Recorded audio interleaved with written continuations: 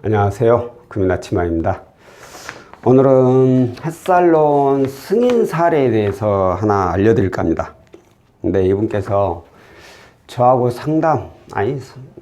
상담하기 전에 먼저 다른 금융사에서 햇살론을 진행을 했는데 결국 부결이 났어요. 부결이 나서 저한테 이제 문의를 주신 거죠. 그러면서 내가 지금 다른 곳에서 햇살론이 부결이 났는데 혹시 여기서는 가능할까요? 라고 문의를 주셨어요. 부결 사유가 뭔가요? 궁금하죠? 왜 부결이 났는지. 그거에 따라서 저희도 부결이 날 수 있으니까. 제가 대출이 좀 많습니다. 그러신 거예요. 대출이요? 대출이 얼마나 많으신데 연봉 대비 좀 많아요. 그래요. 일단 저희 같은 경우에는 부채가 많다고 해서 햇살론이 부결나지는 않습니다. 그렇기 때문에 큰 문제는 없을 것 같긴 하지만 한번 얼마나 있는지 한번 제가 여쭤볼게요 하고 이제 고객님 사항, 자격사항이나 부채 내역을 좀 여쭤봤습니다. 이분께서는 현재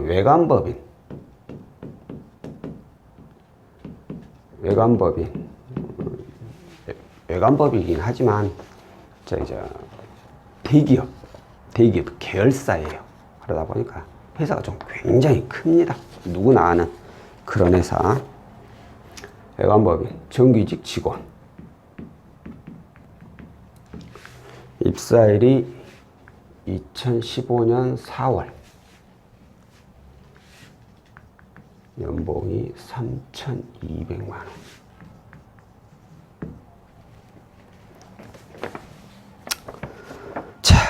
가지고 있는 대출을 제가 좀 요약을 했습니다. 하도 많아서. 자, 일단 은행 건수로 5건. 이 5건은 은행 자체가 금융사가 틀린 부분도 있지만 대출을 한 금융사에서 나눠서 받았다는 내용도 있습니다. 7,015만 원. 다음에 카드로 이것도 5건 3,352만 원.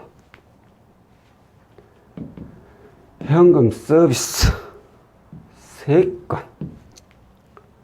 420만 원. 자, 7, 6, 8, 7, 10, 1억 787만 원. 차라리 이렇게 하는 게 보기가 더 쉬울까요? 1억 787만 원. 연봉이 3,220분이 부채가 300%가 넘어요. 300%가. 3,220분이 은행에서 5건 7천만 원 받는 것도 대단한 거죠. 2배가 넘잖아요. 200% 넘게.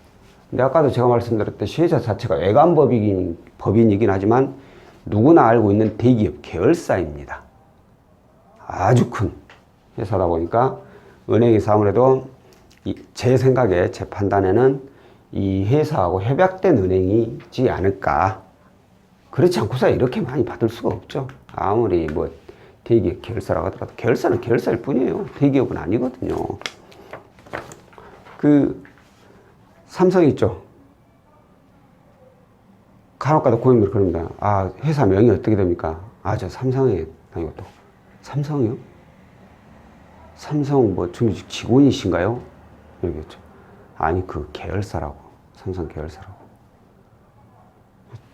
저희 보면 외관법인 이름도 솔직히 모르겠어요. 삼성 뭐뭐뭐라고 해서 그런 분들은 삼성하고 똑같이 인정을 안 해줍니다. 은행에서. 각 회사는 법인이 있어요.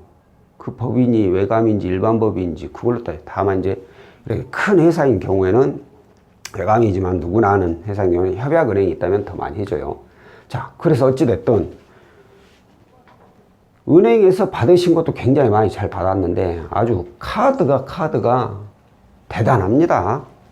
어? 카드로는 3,350. 신용이 나쁘진 않았다는 뜻일 것 같아. 이 정도면. 그때 당시. 신용 등급은 제가 모르네요. 메모가 안 되는 것이. 왜냐면 햇살론 줘야 하는데 신용 등급은 별로 뭐 물어볼 일이 없어서. 자, 연봉이 300%가 넘어버리니 햇살론 부결의 날만도 할 것 같아요. 제가 봤을 때. 그러니까 이 햇살론 취급하는 금융사마다 다 자격 조건이 달라요. 어떤 금융사는 이렇게 부채가 많으신 분들은 안 돼. 왜? 뭐 이걸 어떻게 갚을 거야, 이거.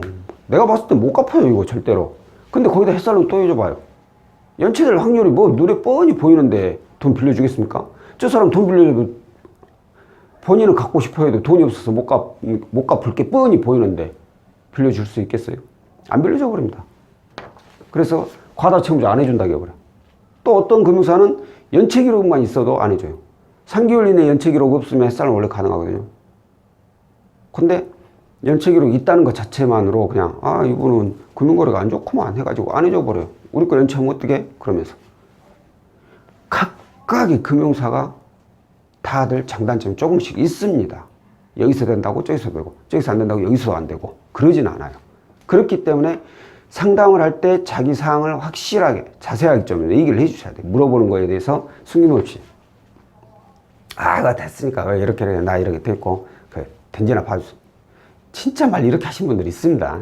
아 나 그 자격 조건 되니까 그냥 된 거 안 된거만 봐주세요. 다 내가 다 아니까. 아니 본인이 알지 내가 합니까 그걸. 내가 알아야지 뭘 판단을 하지. 안 그래요? 그렇게 절대 상담을 하지 마세요. 상담사들 절대 안 도와줍니다. 그러면 아 그래요? 네, 그러면 뭐 제가 해드릴게요. 되던가 말던가 제가 안 나오네요. 끝나버려 그냥.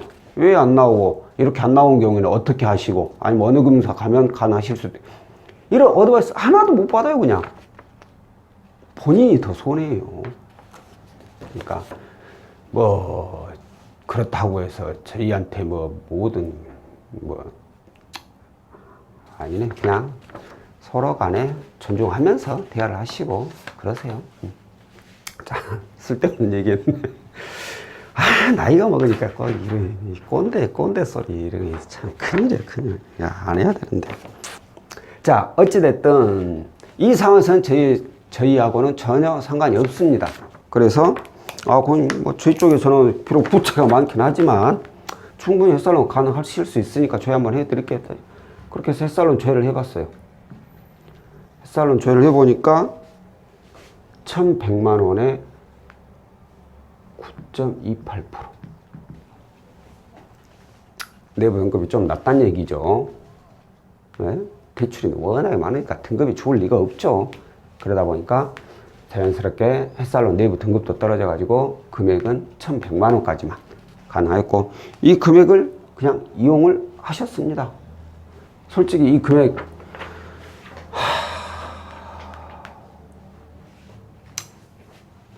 한 두어 달 상환하면은 일단 제 생각에는 현금 서비스를 먼저 없애는 게 맞고 카드론을 일부라도 없애는 게 아니면 나머지 가지고 있다가 올 납입금 내야 돼. 왜? 돈이 안 되면 그 연체 안 하게끔 부어 넣어야지 뭐 어쩌게. 솔직히 진짜 솔직히 말해서는 이 정도면 개인의 생각이